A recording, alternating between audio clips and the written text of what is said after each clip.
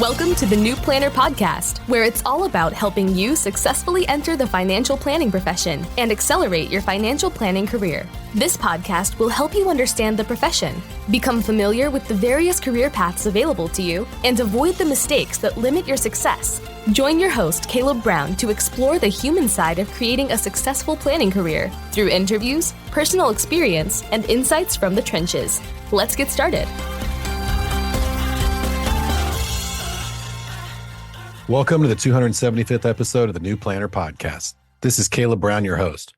My guest today is Francesco D'Amore, who is a current finance student at Rutgers University.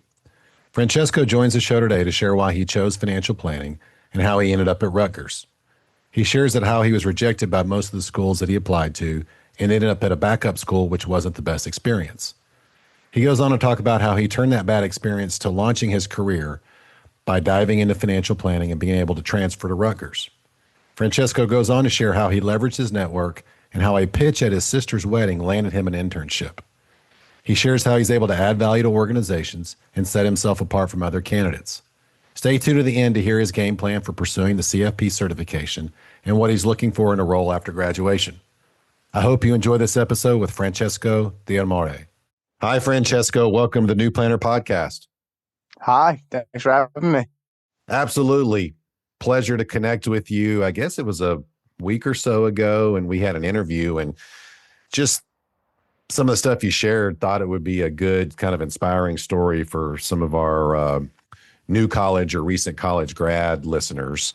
But why don't we just start with how you got interested in financial planning, financial markets, and why you went to Rutgers and are pursuing a career as a financial planner. If you just start there, if you would. Yeah, 100%.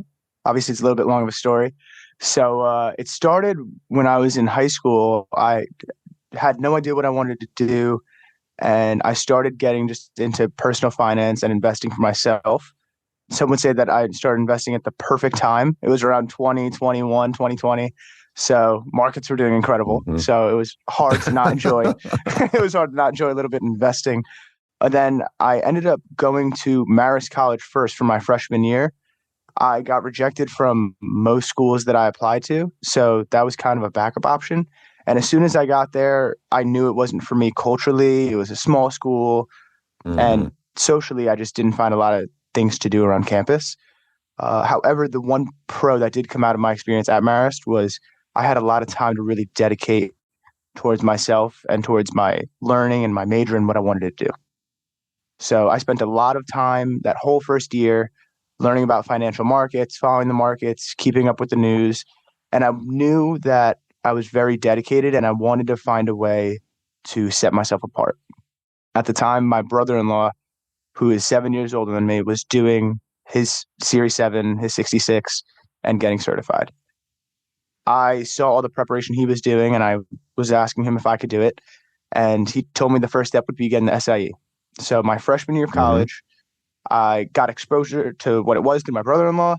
And I said, I want to set myself apart, and this is how I'm going to do it. So my freshman year, I passed my SIE by watching all YouTube videos. I didn't sign up for a course.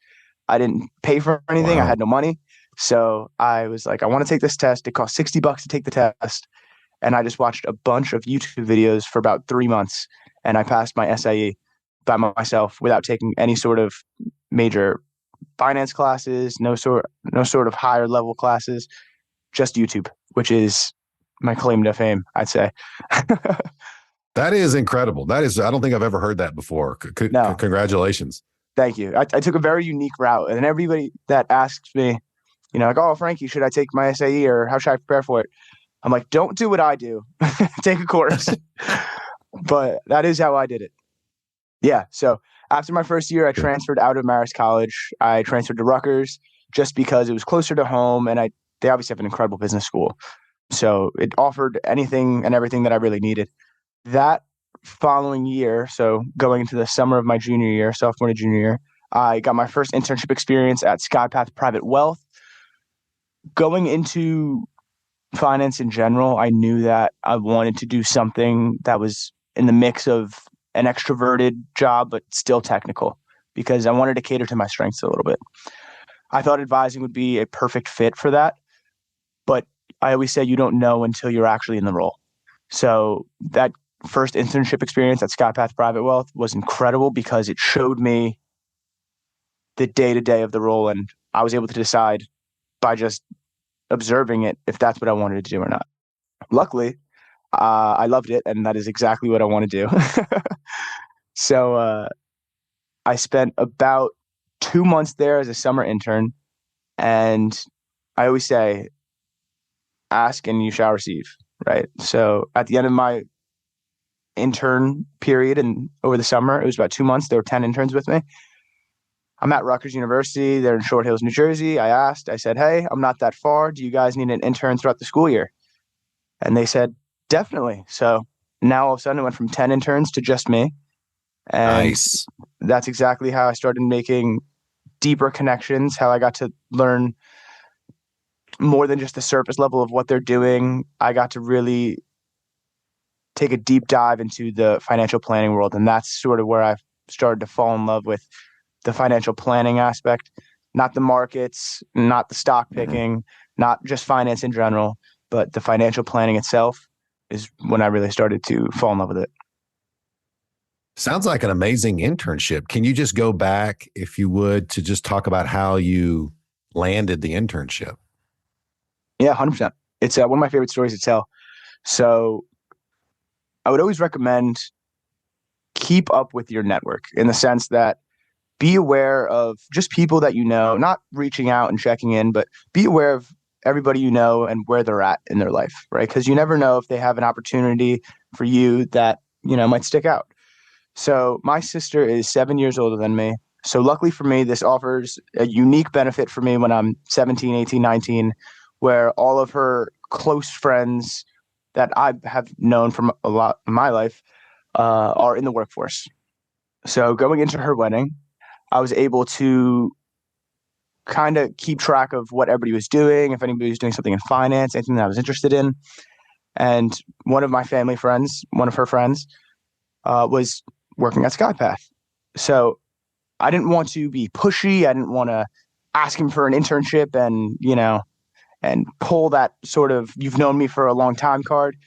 But I really just approached him out of curiosity. So I saw him at the end of the wedding and I approached him and I just asked him about his job, right? And believe it or not, people like to talk about themselves.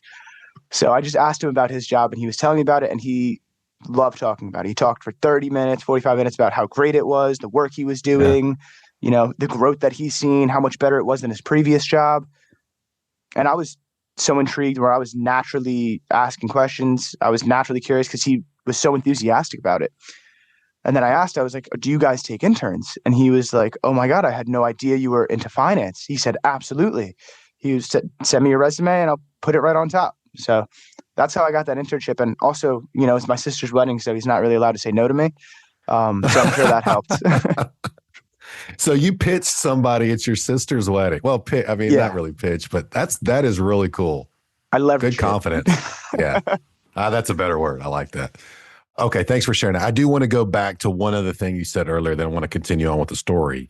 You said, I got rejected to most schools I applied to. Yes. I appreciate the transparency for sharing that. And then you went on to say several times, hey, I'm trying to set myself. Is that because you got rejected that I need to set myself apart is kind of on the forefront?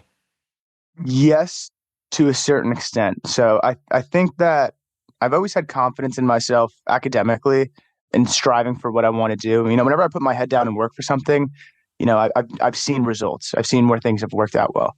In preparation to go to college, I worked really hard on my SATs and my grades.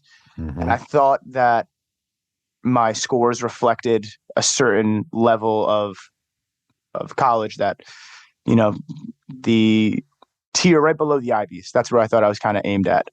And unfortunately, it's not how it panned out. And I didn't get in anywhere where I thought I was. I got a 1420 on my SATs, and there were schools with the criteria of like a 1300 that were rejecting me. So why did they do that? I know they don't really give you a lot of feedback, but why do you think they did that? Maybe it was my essay, maybe it was my grades. I have no idea, but it all works out for a reason. So Yeah, so that hurt, I would say. It made me Mm-hmm. realize that I really have to stick out, and I thought I was doing that with my SAT scores or my essay or the classes I was taking.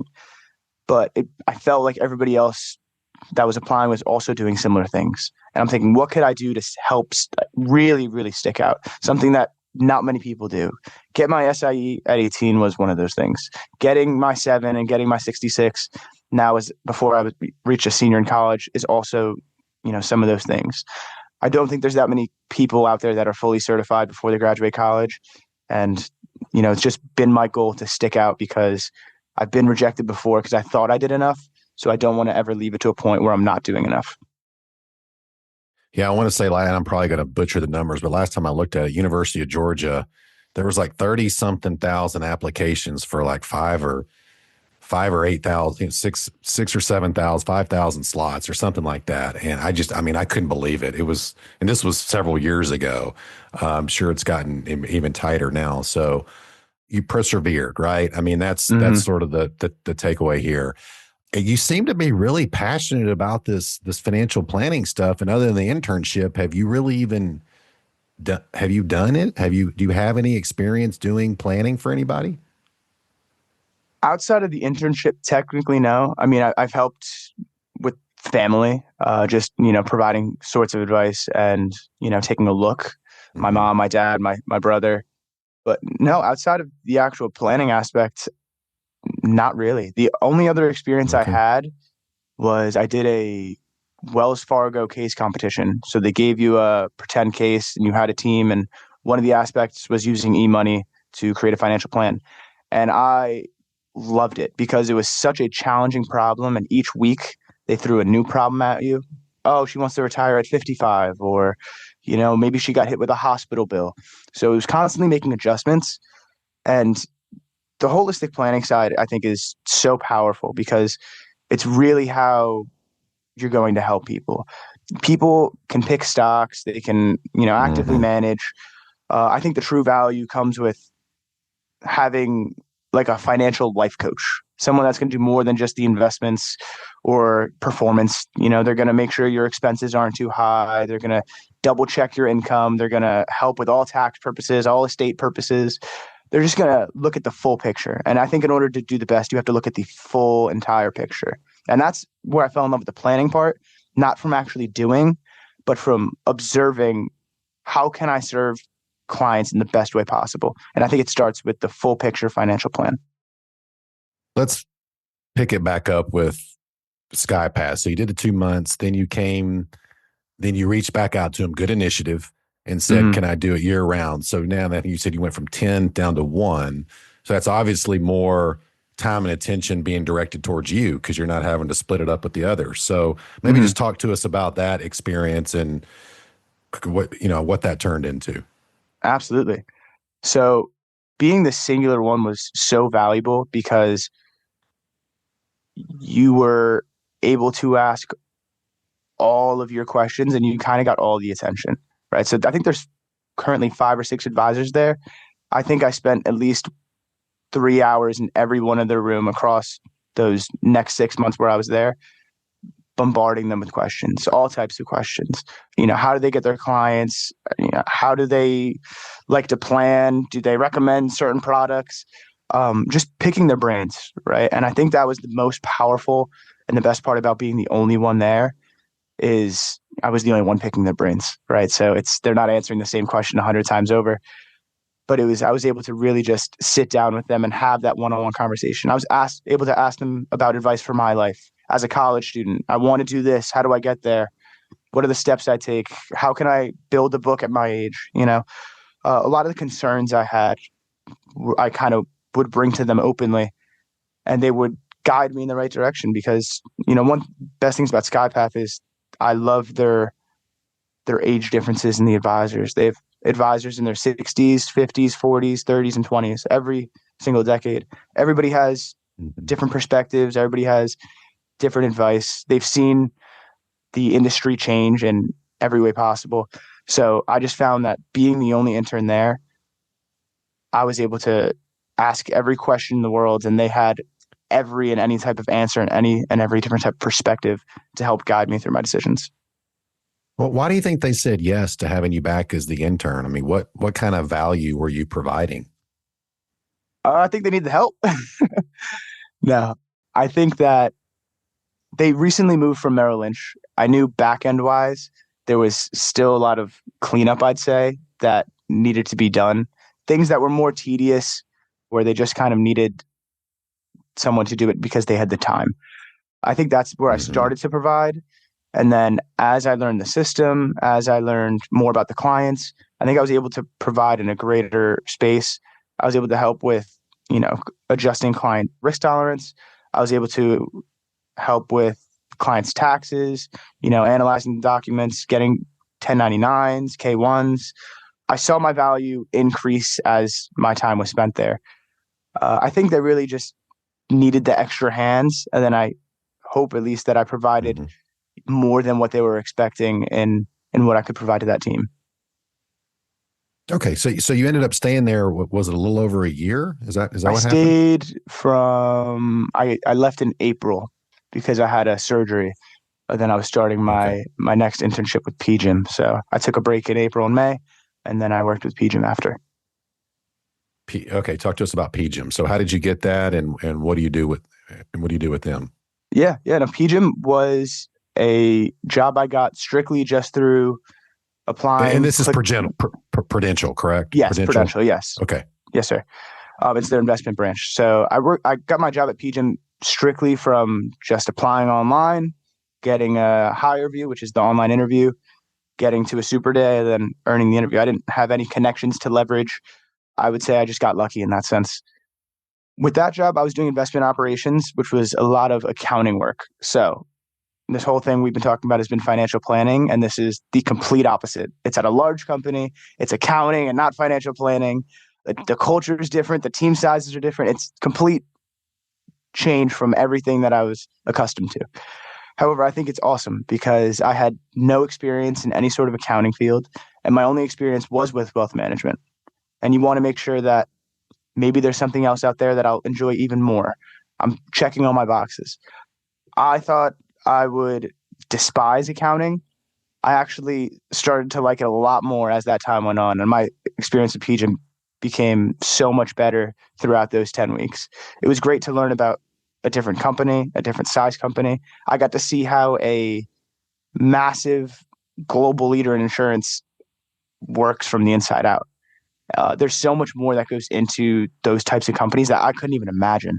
So I was very grateful to have that experience. And I think it was very valuable because it helped solidify my perspective and also what I want to do and where I want to go in life in the industry. So here you are. You got the SIE Series 7, 66. You've got about a year or so in an RIA firm. And then how long were you with Prudential? Just 3 months. Okay. So that's a lot for a college. You're not even in a CFP program, are you? No, sir. A board registered program? No, Rutgers does not have anything. So, well, you've got graduation coming up in just a few months. Mm-hmm. What are you looking for? Where are you trying to go? Yeah. Ideally, I want to just get experience in any sort of realm in regards to the financial world. I remember when I was talking to some advisors at SkyPath and I asked them, should I just come out of college and be an advisor? Like, what do you guys think? Is it tough being 22 and being an advisor? Will I be able to do the best job? I got all different types of advice. One thing that one of the advisors said to me, he said, go out for 3 to 5 years, and he goes, and just learn, like anything finance, whether it's an internal job, external job, analyst, accounting, who knows? He said, just go and learn. He's like, because when you come back to advising, you'll have a different perspective and a different knowledge base that you'll be able to provide. At a company like SkyPath with 10 to 12 employees, all I'm learning is how they do things, right? So it's important to, how I think it's important to see the world and see how everybody else does things. So I'm not just going to follow how SkyPath does things, but I could figure out my own way of how I think things should be done, right? So I'm looking for anything out there to help myself grow. And then ideally one day move into the financial markets, become a financial planner and advisor, and grow my business from there. Gotcha. What about the brother-in-law? Is he still in the business? I mean, is there anything you could get going there? Yeah, I mean, hopefully one day. He actually he got his CFP, and he is in banking. So he's not in wealth management Okay. specifically, but he does have a CFP. So, luckily, hopefully I get my CFP when I get out of college. I'll have to pay for that. So that'll be fun. But, it's definitely something that I think will help me stick out again, like we were talking about earlier. And it's just something I want to strive for. So I'm going to get that CFP hopefully within the next few years. And then who knows where we go with that. So you're going to graduate, then get back into school to get your CFP courses going. Yes, sir. Is that what I just heard? Yes, sir. Okay. Yeah. I mean, it's going to be hard for someone to say, oh, Francesco, he's not really serious. He's just a new college grad. He doesn't know. I mean, it's going to be hard for someone to say that. He hasn't shown any commitment. So I think you've done a heck of a job on really demonstrating your commitment to the career and passion for the profession, which a lot of candidates that contact us say they have those things, but they really haven't done anything to prove it. Mm-hmm. Yeah, 100%. It really stems from, I just want to be the best at what I do in any capacity, right? So it's not me showing commitment. And I know you meant this in a nice way. It's not me showing commitment to just show that I care. I'm trying to impress anybody. Yeah. It's genuinely because I find it very interesting. I think financial planning is very important. And I think that if you want to be successful, it starts with doing work the right way, the honest way, and really providing the best service. And that's what I think sometimes this industry might lack. And I really just want to give my all and give the best to clients. And maybe you're still trying to figure this out, but it sounded like you wanted to kind of get some exposure, multiple different data points, which I think is smart. I mean, do you see yourself, and maybe you mentioned this on the planner, the advisor, but working with clients, being a client facing, working one-on-one with, the Smiths and the Wilsons and the Browns, is that kind of where you see yourself ending out? Yeah, absolutely. I see myself in all different, I can picture myself in all different types of, I'm definitely in the financial planning realm, and I would love to, tackle on the advising client facing part, in front of that. I have no problem doing all of it, but I definitely just want to, I think overall it just starts with, the financial planning starts with helping people, right? So whether I'm client facing or not client facing, I have no problem doing either, but I just want to be able to provide the best service. Thanks for sharing all this, Francesco. Really, I mean, it is pretty impressive just for sort of how young you are, still a college student, and not in a CFP board registered program. I mean, it'd be a little bit more common if someone was in one of these CFP board registered programs, but you're not. And you've already shared a lot, but what tips would you give maybe college students or career changers or whoever it is out there that aren't in CFP programs, but they're about to graduate on making themselves stand apart? What would you tell them? Yeah. I think the first thing I would really say, it starts with curiosity, right? Everything that I've learned, every position I've gotten, like that conversation I had at my sister's wedding, it started from a curious standpoint. I just wanted to know more. If you want to leave good impressions and help yourself stand out and build your network, it starts with a genuine curiosity, not something that's forced or fabricated, but really being curious and asking questions and learning more and wanting to learn more.